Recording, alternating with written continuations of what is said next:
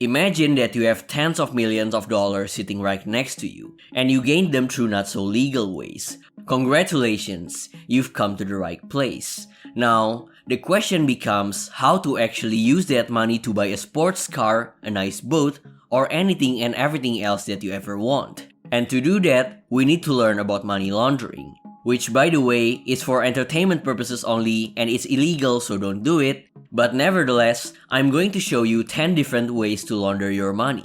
But first, we need to learn the basic principles of money laundering, as these principles are the basic foundation of all of the 10 ways that I will describe.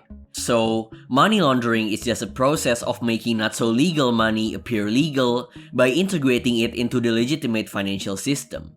Essentially, you're making dirty money appear clean. That's why it's called laundering, as in cleaning. But you might think, I have tens of millions of dollars right next to me, so why do I have to launder this money rather than just start buying everything I want?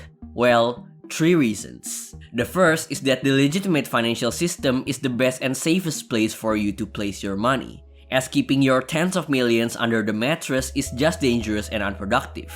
The second is that you need to move your money quickly across the globe to be able to buy everything that you want, which is exactly what banks and financial institutions are set up to do. And the third is that you can't really spend as much as you wanted to.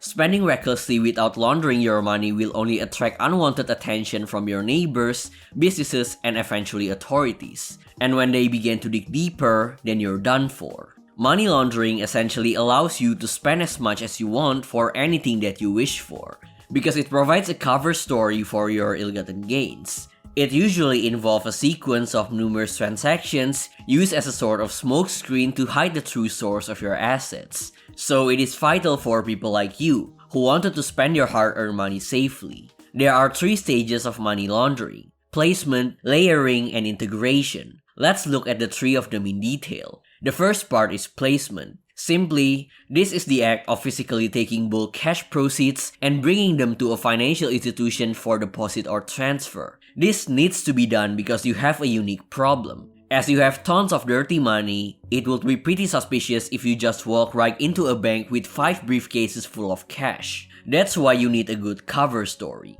The dirty money needs to be transformed into a less noticeable and more portable form and then placed into a legitimate financial institution.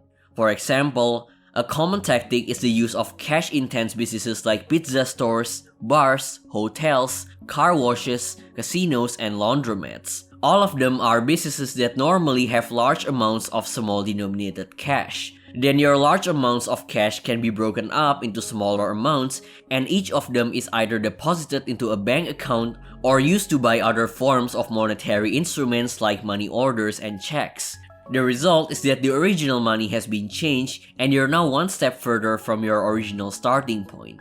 By the way, this is actually the riskiest part of money laundering, as it is most vulnerable to detection by authorities, and most money launderers got caught in this first step.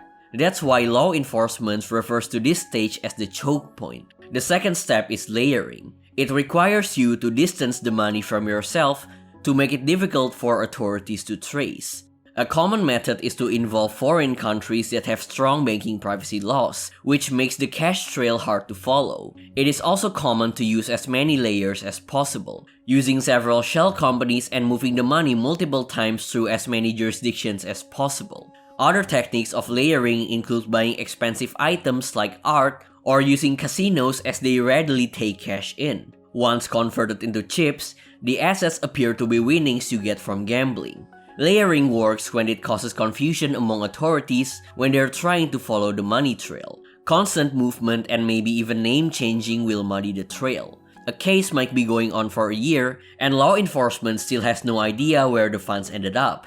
Of course, the bad guys aka you have to stop moving the money at some point in order to spend it. So the name of the game is to move the money one more time than law enforcement are willing to follow. It's essentially a game of cat and mouse. The third and final phase is integration. This is just a stage when those layered monies are integrated into the financial system and it became fully legal cash that you can freely spend. In other words, it's payday time for you, and you have successfully become rich. Some common ways to spend this money are on legal business investments or luxury items like a nice watch. So now, with that out of the way, let's dive into 10 ways of money laundering. This isn't a complete list of course, as there are hundreds of ways to do this kind of thing, but I compiled some of the most common and effective ways of money laundering. By the way, using just one method is fine, but you can even combine 2 or 3 methods for an even better result. The first method is using cash-intense businesses. It is an actual storefront that deals legitimate goods and is mostly cash-based like bars and restaurants. The first rule of this method is that the owner, at least on paper, must have a clean track record. You might be the true owner, but assigning a registered nominee with a clean track record is paramount to evading suspicion. Laundering money through cash-intense businesses just means that you combine dirty cash with legitimate cash that comes from the business.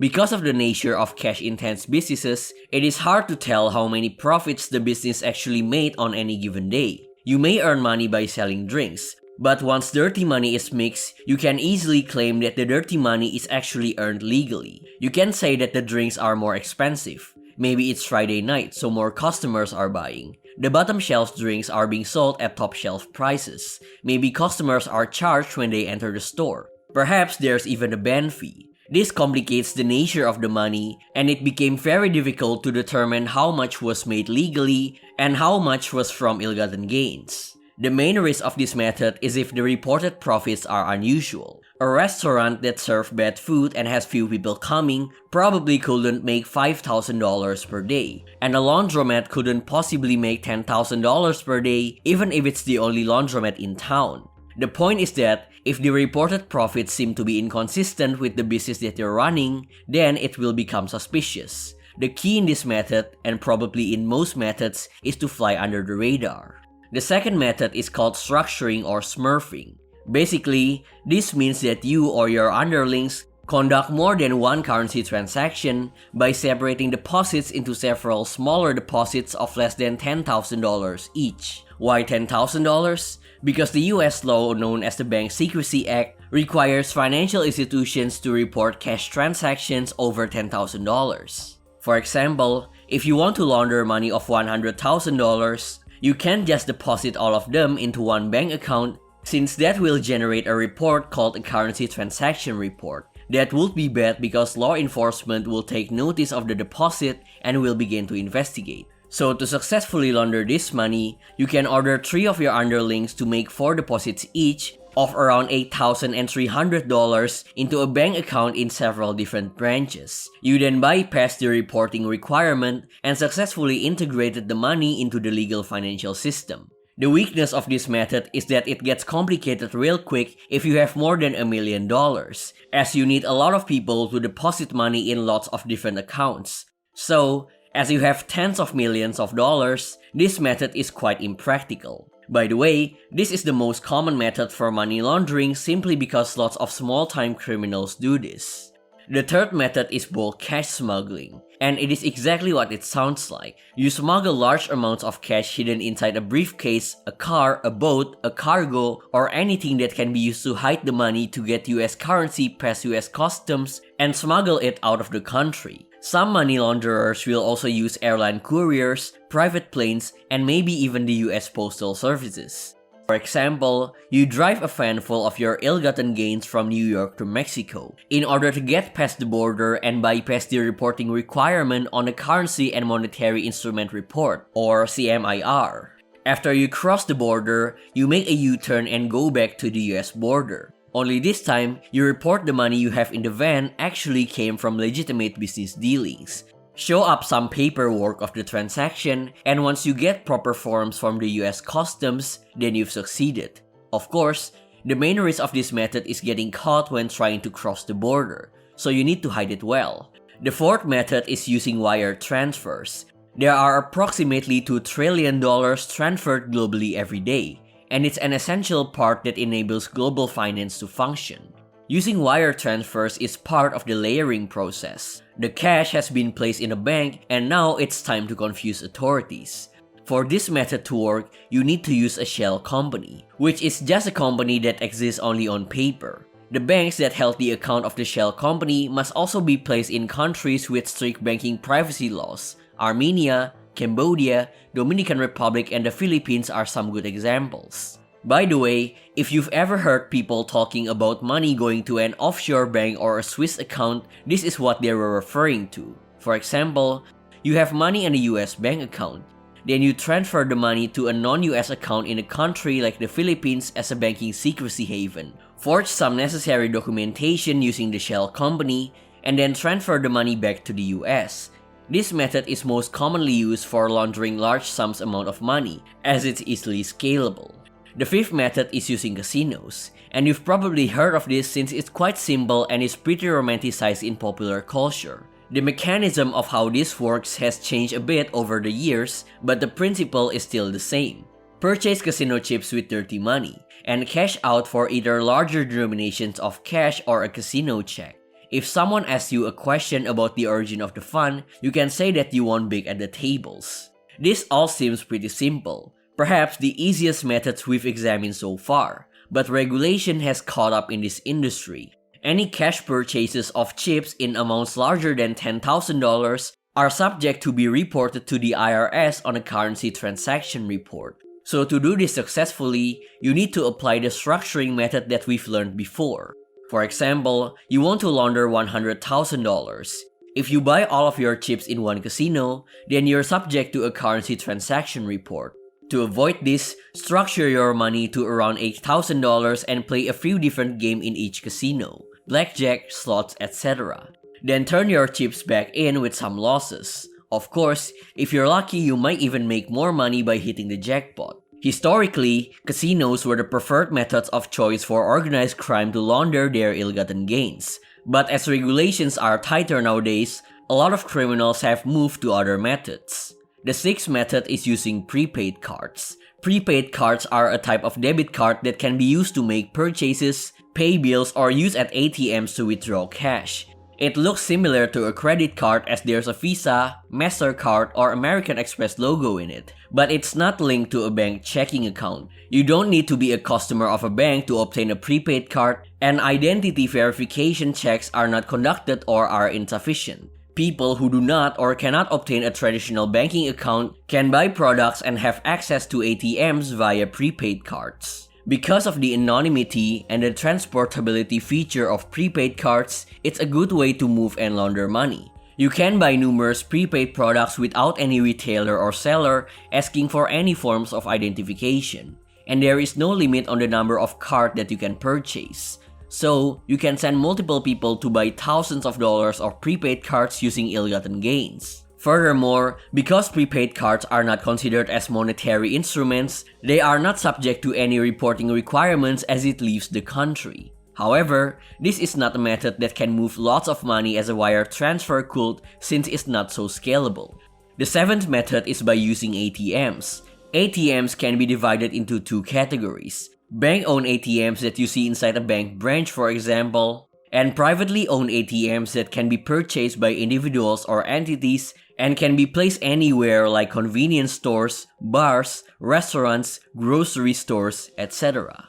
If you own a private ATM, you link your ATM to an ATM transaction network. The ATM network routes the transaction data to the customer's bank to debit the customer's account and credit your account as the ATM operator. Then, you are paid by the sponsoring bank through the Automated Clearinghouse System, or ACH for short. How this works as a money laundering scheme is that you can use your dirty money to replenish an ATM. And when an unsuspecting customer uses the ATM, you are paid by the ACH, documented as a legitimate business transaction. For example, let's say you have numerous ATMs and place them in various locations. You load all of that ATMs with dirty money and wait for the money to be withdrawn by unsuspecting customers. After that, this will result in the ACH system depositing money to your account that shows as a legitimate business transaction, and you've successfully laundered money. To make this method work best, it is recommended to buy the ATMs from another private owner instead of from a legitimate bank,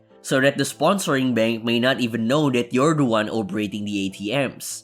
It is even better if the seller of the ATM buys those ATMs from another private owner. An owner sells to a sub-owner that sells to another sub-owner. Now, the last three methods that we're going to learn can be grouped into one category called trade-based money laundering. Unlike the methods we've seen so far that move money through banks or move it physically across the border, trade-based money laundering move money through the trade system. And you can combine this with other techniques that we've learned before to further obscure the money trail. So, the 8th method is using black market exchanges. This is the most common method used by cartels in Latin America, especially in Colombia and Mexico. Let's say you are a Colombian dealer that has $10 million located in the US as profits from selling substances. Your objective is to get the money to Colombia in the form of Colombian pesos. First, you need to contact a third party, commonly referred to as black market money brokers, to essentially buy your $10 million at the discounted price. After the money broker receives the $10 million in cash, they need to place the money in the US financial system. The next step is for the money brokers to identify two things: an exporting company in the US that wants to ship goods to Colombia, and an importing company in Colombia that wants to import goods from the United States. Once the money broker found both of these and make a deal, then they pay the exporting business with the US dollar available in the United States. After that, the goods will be shipped to Colombia and received by the importing company. They will sell the products to their customers, and finally, the importing company will reimburse the money broker in pesos, and the money broker will forward this money to you. The result is that your money has been laundered without the dollars ever leaving the United States. This is one of the most extensive methods for money laundering, and there are various ways to do this besides the method that I described before. For example, in the variation of the scheme, you bought the products in the US yourself instead of relying on an importer, but the principle stays the same. The 9th method is called over and under invoicing of goods. Basically, this is just falsifying the actual price of a product in order to indicate a higher or lower value of the product between the importer and exporter. When a product is invoiced at a lower price than the product is actually worth, then the exporter will transfer greater value to the importer by shipping products of greater value than the real value. So it looks like the money came from the product sale, not from ill-gotten gains. And the reverse is also true. When a product is invoiced at a higher price, then the exporter can receive value from the importer because the payment for the product is higher than the value that the importer will receive when it is sold. To make this less complicated, let's look at an example. You start with 5 million of dirty money that you want to launder. You then buy 100 cars at $50,000 each, and you export those cars to an importer in a foreign country. Let's say the country is Brazil at $10,000 each, not $50,000. And you also have forged documents indicating that the value of the goods is at $10,000. So the exported price is much lower than the price you pay for the cars. Now, the importer in Brazil is actually working together with you. As soon as he receives the cars, he will sell them at $50,000 each. After that, your friend in Brazil will deposit the profit to your account of $40,000 while keeping a little bit for himself. Now, another technique that's far simpler than this is to buy a product that has a subjective value to falsify the prices. Fine art, antiquities, and NFTs are some good examples. Because the actual price of an artwork is hard to determine, it's easy to forge some documents indicating that the price of the good is actually far cheaper or far more expensive than the actual price. The last method is using the underground banking system. This is a great method if you don't want to use legitimate financial institutions to move your money, and this method is commonly used by terrorist organizations. The underground banking system is called differently in parts of the world. The most well-known name is Hawala, although Indians call it Hundi and Chinese call it Fei Qian. The system is totally unregulated and unsupervised, so there are no reporting requirements, and the main currency in this system is trust. For example, you want to transfer and at the same time launder money to a friend in Cuba. You send the money to broker A, and this broker sends you a code. Then broker A contacts his friend broker B in Cuba and tells him how much money has been received. You send the code to your friend in Cuba, and your friend received the money from broker B by telling the code. Therefore, the money has been transferred and laundered without any physical money actually moving. Because the whole operation is cash-based with no paperwork whatsoever, authorities following the money trail are out of the question here, unless maybe there's an undercover agent. A big disclaimer, however, Hawala is illegal in OECD countries. It is most commonly used in places like the Middle East and Africa, where the banking system sucks, or used by immigrants located in Europe and USA who has no means to open a legitimate bank account to transfer money for their families back home.